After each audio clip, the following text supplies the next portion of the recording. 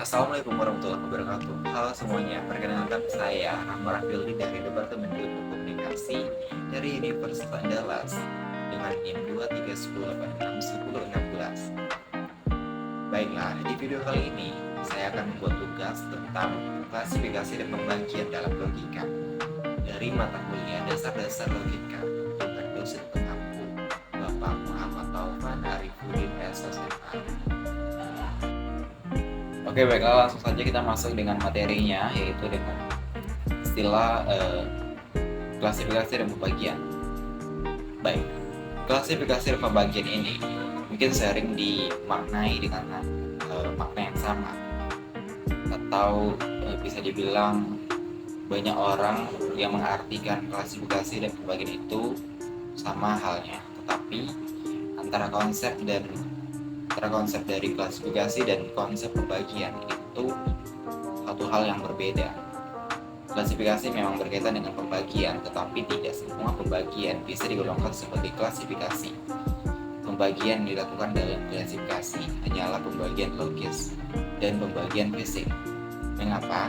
Sebab dalam pembagian fisik, masing-masing dari bagian fisik itu akan dibagi begitu saja tanpa memperhatikan hubungan logis dengan keseluruhannya.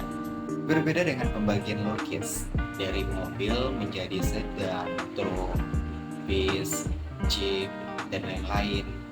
Nah, pada titik ini keseluruhannya yakni mobil dapat menjadi predikat bagi bagian-bagiannya.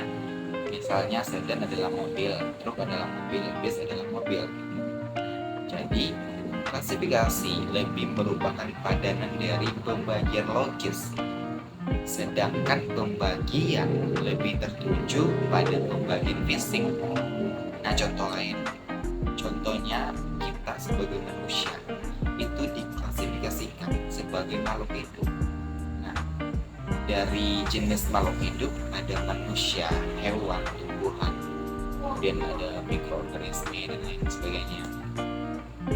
Itu adalah pembagian logis dari klasifikasi, sedangkan pembagian atau tertuju ke pembagian fisik, ya contohnya manusia itu dibagi menjadi bagian tubuh, artinya itu pembagian fisik, contohnya bagian tubuh tangan, kemudian kaki, kemudian kepala, telinga, mata, itu adalah pembagian fisik.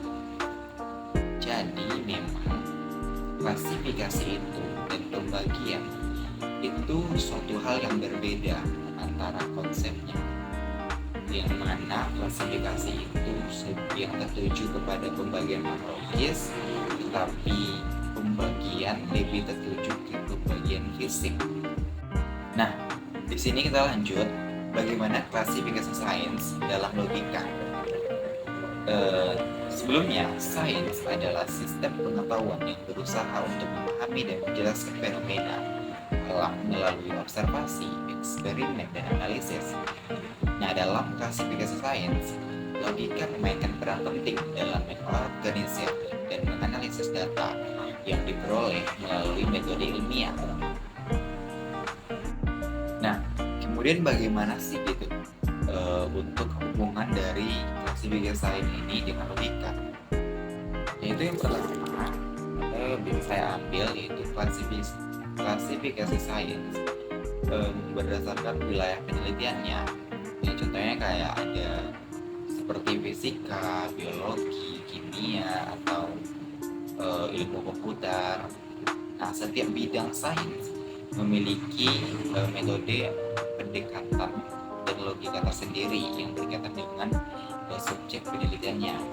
Misalnya dalam fisika, logika matematika digunakan secara luas untuk memodelkan dan menganalisis fenomena fisik.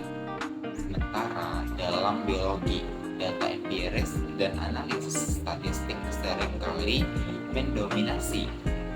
Jadi, dalam kesimpulannya, logika memiliki peran yang sangat penting dalam klasifikasi sains. Ini memungkinkan para ilmuwan untuk menganalisis data, membangun argumen yang kuat, dan mencapai kesimpulan yang berdasarkan pada bukti yang ada, baik dalam ilmu pengetahuan empiris maupun ilmu pengetahuan formal. Kemudian logika memainkan peran yang signifikan dalam pembuktian dan penjelasan fenomena. Mungkin itu saja dari pemaparan dan penjelasan dari saya. Jika ada kurang atau berlebih, saya mohon maaf. Saya tutupi dengan wabillahi taufiq wal hidayah.